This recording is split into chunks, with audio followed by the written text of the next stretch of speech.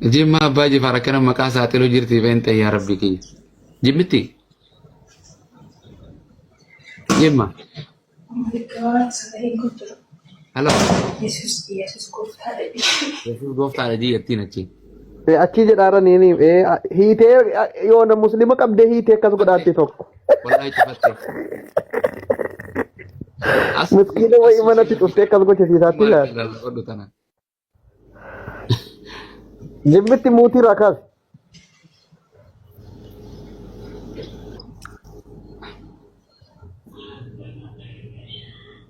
Dubbattuun tallee miliqtamu akkami miliqtamu. Jechi Yesuus gooftaa jedhu dubbatama. Maal ta'a? Sagalee kun dhageessanii? Hin dhageenya kam. Maaliif jimmitti jechuun barbaachise reegeefti atoo jimmaa miti loqonni kee. Dhugaa jettee. Jimmaa miti ni beekanu asiin duraas dubbisne bara. Abbaan Isma dhugaani jimmaa miti. Wallahi jimmaa miti loqonni kee ni mata dhiisi geefti. Wayyoo na qaban jette qabu.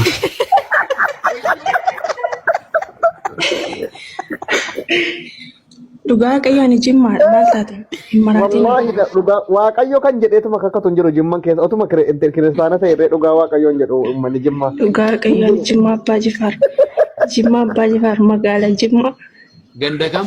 Masjiida kam bira? Maskiidan beeku. Waldaa malee. Jaratti waanuma gootu dhabdee maraatteetti maraadha. Ani ko jimmaadha. Ani maqaan kee daradhe malee mucaa Yesuus kan jedhu sana. Mucaa Yesuus kan jettu sanadha. Nabii kan warra nabii kan. Loqonni kee bari maal taate fi nuti loqodaa wallaggaa hin beeknu loqodaa wallaggaa duruunfannee beekna bar maal taate. Abduu Seensil Xeellee. Abduu Seensan qofaayyuu miti sanadha kan jimma sanadha takkaa jedheen beeku sanadha jedheen beeku takkaa. Sanadha. Egaa akka ilaallu loqodaa isiin dubbattu laalaa jiran jimmitti jettu sanuu immoo. Ani jimmaa abbaa jifaaridha. Beenteedha. Kiristaanadha. Naannoo kamiin jettu Abduus ati kana malaa dhiiftee safaran gaafattu? Hin beektu dhiisaan jedhee bar yookiin ijoollee warra asii bira jiranu. Jimmaa abbaa jifaar magaala. Dobos baga taate amantiin kee maali? Jimmaa abbaa jifaar yooni nuni beeka yooni manyaatu. Amantiin kee maal innaa ta'e? Ijoolleen jimmaa miira keessaa baafdiisa.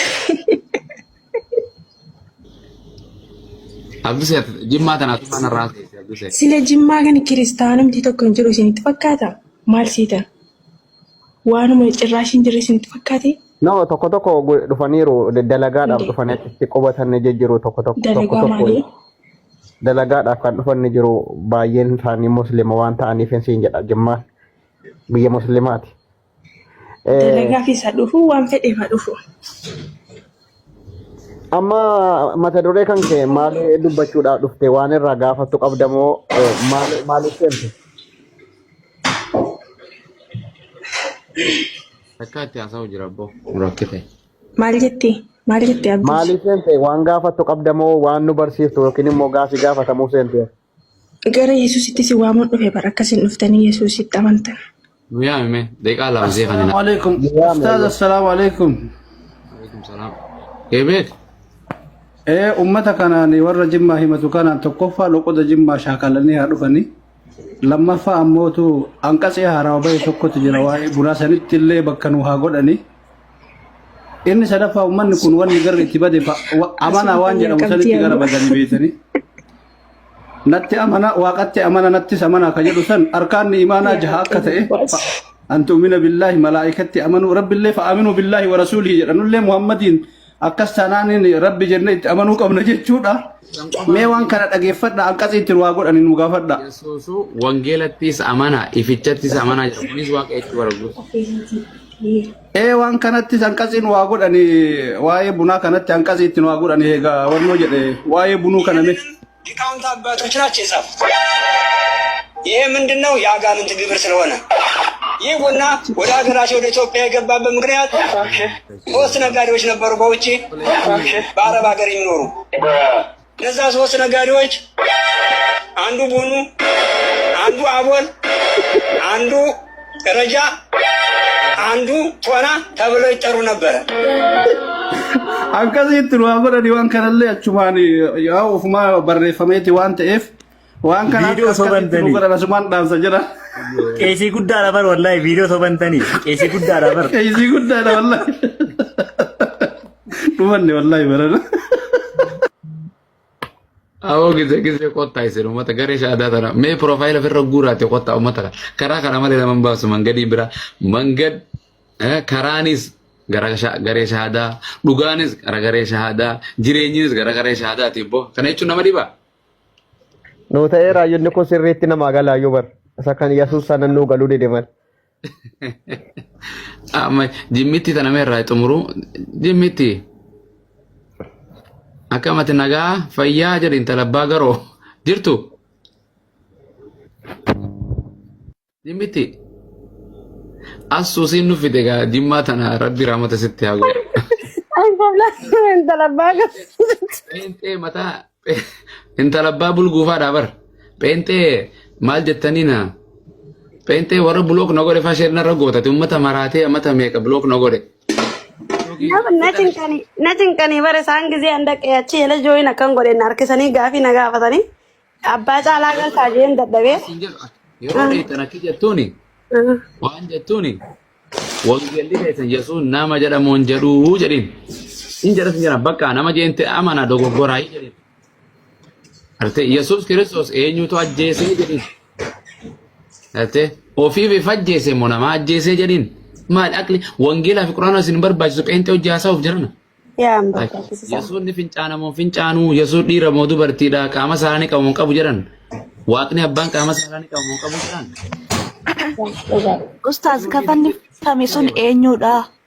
Gaafiin guddaan fa'a. Dhugumaanuu? Kafannifame hagammaan beektu beesan Iyyasuus hima jetti. Sagaddanii jedhin meessa qaama saalaa sanis qaamni saalaa isaa sanoo nama guutus waaqa guutuudha jedhin. Wallahi. Akli qabdanii jiran itti fayyadama. Waa TikTok banattanii kanumatti hin taa'ina. Walii gallee hayi. Maariyaam dhiira deessee moo dubartii deessee jedhan dhaltee moo dhiira dhaltee moo dubartii jedhan dhiira hayyee. Hin nyaata moo nyaatu. Nyaata san nuuf uume moo ofii uummate jedhin. Gartee haadha isaatiif isa kamtu biyya lafaa kana dura tureefaa jedhan. Gartee.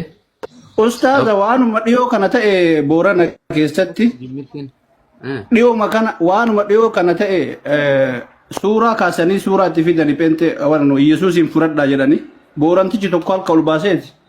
Isii dhiiroo Yesuusin kun gurraachi hin jiruu jedheen salphanne jedhanii deemanii guyyaa biraa gurraacha fudhanii fidaniif gurraacha nama Afrikaa kaasanii kun kanatti amana jedhanii uummata baadiyyaa kana beekaniitti taphatanii dhiiroo jedhe isii dhiiroo. Yesuusin teessasuun isii guyyamaan jijjiiramaa oolti. Ani waan jijjiiramutti namanu Booranti Islaantitti nu dhaabee nurraa dhiisaa jedhee biraa kute beektani. Itti dhaabbadhaa ittiin Booranaan deema. Wallahi. Innaa asumaanuu jimmitti illee yoo dhufte ilaamee jettee haa eegaltu itti maachumaan loqoda haa baratanii dura. Ilaamee jara keenya jettee dubbattu. Kara ilaamee jedhee achi booda akkasii warra arsee kanas qara ekkas kaa. Warri harargee haa jennaami akkasii eegala namu loqoda keessan nun cinkana eenyu ganni. Gurmaame tokkos dheen gaddaa maqaan isaa maali? Jimma jiru baay'een isaanii gidduu kan naa galuu deddeebi'a. Jimma warra musammaa. Jimmatti samuuni kana waa adeemamaaru Abdul Seequu ban qabdu moo? Wallahi baay'ee isaanii arge an jimmaadha jimmatti akkana ta'e an duraan musliiman ture. Baay'ee onna jedhameera beektaa Jimma samuuni kana. Sitti maa booda keessa. Madaan bukkeen jira. Dhaggeeffadhu akka jedhan Abdusee dhaggeeffadhu waraabessi gartee ollaa keenyaate jedhan maal jedhan Nyaachuudhaaf nyaachuuf amma uummataa. Mubaarak irraa eegalte atis irraa eegi. Osoo Mubaarak achi gartee natti meera gurbaan maal jedha beektu Abbu Muwaaz gurbaan maal laan jedha beektu. Giigii hojii taaptaap jedhu obboleessaa pheenxeen taaptaap goote. No, awwaleen koo amantiin galee fi jennaan kiristaanan taane maxaafa gubee sodaachifamee jennaan rafiitiin qabuu dheedee faatu sana. Ni dhufa booda hagguu lafti as gabbooytanii deebi'anii beekaa bar ni deebi'a. Yaa xiqqoo hata gabbaa'u dhiisa. Maxaafa kufteettee ijoolleen itti duultee naan ijoollee fatu. Waate ko afaan Oromootiin asalaatu. Asalat. Yesus nama obboleessa koo musammaa ana maal akka jedhu argine barkeet barnam ni akkamatu ni beeytanii barreessa ni galtiira jara keenya jimman kafartu yoo jettees guyyaa tokko achi deemee ji'a tokko deemee deebi'a hin kafartu safuudha jimma harargee fi arsii fi wanni harargee arsii jimma wanni kana kutaalee wanni kana hin toltuun pheenxummaan hin toltuun wallahi dhugaa wallahi irraa illee hin deemtu afaan ummaan pheenxu Abdusalaam isa kan harargee dhedhee dubbatu sana hin argine akka inni irraa giddiidhaan harargee of gochuu jedhu Abdusalaam kan jedhan tokko hin jiru harargee cinqatee san warri darbanii barsan sadaqa kannanne jedhe abbaan birriiraan sadaqa kannami jedhe nuti namarraa sadaqa kannine jedhe abbaan walii galee so saniif mee sabboontu Amatan. Yoo kafaranis akka obboleessa mubaarakan isin hin godhin. Kana ganan waa kitaaba cireetuma ofirraa ammas ka'eetuma gooftaa fudhadhe lakkee mana taate jedhu. Wallaahi. Rafiitiin na qabuu dideenaan rafiitiin na qabeenaan jedhee bara. Isa wangeela isa harkate gurbaan nama peentee bira jira. Amma rafiitii gaarii irra faara waan ta'eef anin peentee keessaa bahuu dhiise qoyi gaafa rafiitiin na qabuu dideen dhufa jedhe.